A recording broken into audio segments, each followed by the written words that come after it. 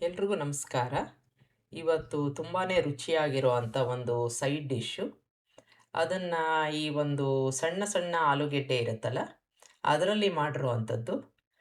ನಿಮ್ಮ ಹತ್ರ ಸಣ್ಣ ಆಲೂಗೆಡ್ಡೆ ಇಲ್ಲ ಅಂತಂದರೆ, ನೀವು ದೊಡ್ಡ ಆಲೂಗೆಡ್ಡೆನ ಕಟ್ ಮಾಡಿ ಕೂಡ ಉಪಯೋಗಿಸ್ಕೋಬೋದು. ನಾನಿಲ್ಲಿ ಈ ಥರ ತೊಗೊಂಡಿದ್ದೀನಿ. ಅದನ್ನು ಚೆನ್ನಾಗಿ ತೊಳ್ಕೊಂಡು, ಕುಕ್ಕರ್ಗೆ ಹಾಕ್ಕೊಂಡು ಎಷ್ಟು ಬೇಕೋ ಅಷ್ಟು ಮಾತ್ರ ನೀರನ್ನು ಹಾಕ್ಕೊಂಡು, 1 ಬಾರಿ ಅಥವಾ 2 ಬಾರಿ ವಿಷಲ್ ಬರ್ಸ್ಕೊಂಡ್ರೆ ಸಾಕು. ತುಂಬ ಮೆತ್ತಗೆ ಬೇಯೋದು ಬೇಡ. ಚೆನ್ನಾಗಿ ಬೆಂದಿರಬೇಕು, ಆದರೆ ಸ್ವಲ್ಪ ಅದೇ ರೀತಿ ಶೇಪಲ್ಲಿ ಇರಬೇಕು. ಈಗ ಒಂದು ಪ್ಯಾನ್‌ಗೆ ಎಣ್ಣೆ ಹಾಕ್ಕೊಂಡು ದಾಲ್ಚಿನ್ನಿ, ಏಲಕ್ಕಿ, ಲವಂಗ, ಜೀರಿಗೆನ ಹಾಕ್ಕೊಂಡು ಬಾಡಿಸ್ಕೋತಾ ಇದ್ದೀನಿ.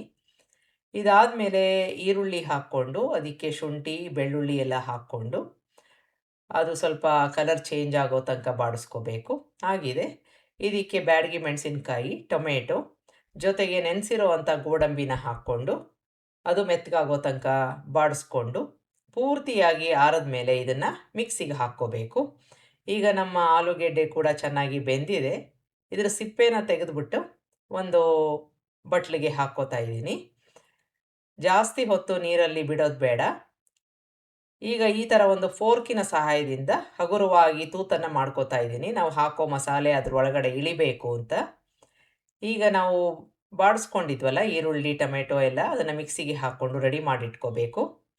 ನಾವು ಸಿಪ್ಪೆ ತೆಗೆದಿಟ್ಕೊಂಡಿರೋ ಒಂದು ಆಲೂಗೆಡ್ಡೆನ ಎಣ್ಣೆಯಲ್ಲಿ ಸ್ವಲ್ಪ ಬಾಡಿಸ್ಕೊಂಡು, ಒಂದು 3ರಿಂದ 4 ನಿಮಿಷ ಬಾಡಿಸ್ಕೊಂಡ್ರೆ ಸಾಕು.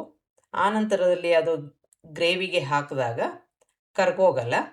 ಈಗ ಅದೇ ಎಣ್ಣೆಗೆ ನಾನು ಸ್ವಲ್ಪ ಜೀರಿಗೆ ಮತ್ತು ಒಂದು ಪಲಾವ್ ಎಲೆ ಹಾಕ್ಕೊಂಡು ಬಾಡಿಸ್ಕೊಂಡು, ಅರಿಶಿನ, ರೆಡ್ ಚಿಲ್ಲಿ ಪೌಡರು, ಇದು ಕಾಶ್ಮೀರಿ ರೆಡ್ ಚಿಲ್ಲಿ ಪೌಡರ್ನ ಹಾಕ್ಕೊಂಡು ಸಣ್ಣ ಊರಿನಲ್ಲಿ ಬಾಡಿಸ್ಕೊಂಡು ಗ್ರೇವಿ ಹಾಕ್ಕೋತಾ ಇದ್ದೀನಿ. ಈಗ ಈ ಗ್ರೇವಿನ ಸಣ್ಣ ಊರಿನಲ್ಲಿ ಕುದಿಸ್ಕೊಳ್ಳೋಣ. ಒಂದು 4ರಿಂದ 5 ನಿಮಿಷದಲ್ಲಿ ಆಗತ್ತೆ. ಇದಕ್ಕೆ ಧನಿಯಾ ಪುಡಿ, ಉಪ್ಪು ಮತ್ತು ಹಾಲಿನ ಕೆನೆನ ಹಾಕ್ಕೊಂಡು ಚೆನ್ನಾಗಿ ಮಿಕ್ಸ್ ಮಾಡ್ಕೋಬೇಕು. ಗಟ್ಟಿ ಆದರೆ ಸ್ವಲ್ಪ ನೀರನ್ನು ನೋಡಿಕೊಂಡು ಹಾಕ್ಕೋಬೇಕು. ಗರಂ ಮಸಾಲ ಹಾಕ್ಕೋತಾ ಇದ್ದೀನಿ. ನಾವು ಬಾಡಿಸ್ಕೊಂಡಿರೋ ಒಂದು ಆಲೂಗೆಡ್ಡೆ ಜೊತೆಗೆ ಕೊತ್ತಂಬರಿ ಸೊಪ್ಪನ್ನು ಹಾಕ್ಕೊಂಡು, ನೀರು ಬೇಕಾದರೆ ನೋಡ್ಕೊಂಡು ಹಾಕ್ಕೊಂಡು, ಎಣ್ಣೆ ರಿಲೀಸ್ ಆಗೋ ತನಕ ಸಣ್ಣ ಊರಿನಲ್ಲಿ ಕುದಿಸ್ಕೋಬೇಕು. ಈಗ ಎಣ್ಣೆ ರಿಲೀಸ್ ಆಗಿದೆ. ಕೊತ್ತಂಬರಿ ಸೊಪ್ಪನ್ನು ಹಾಕ್ಕೊಂಡ್ರೆ ಈ ಒಂದು ಸಣ್ಣ ಆಲೂಗೆಡ್ಡೆಯಿಂದ ಮಾಡಿರೋವಂಥ ಒಂದು ಸೈಡ್ ಡಿಶ್ಶು ರೆಡಿ ಆಗುತ್ತೆ.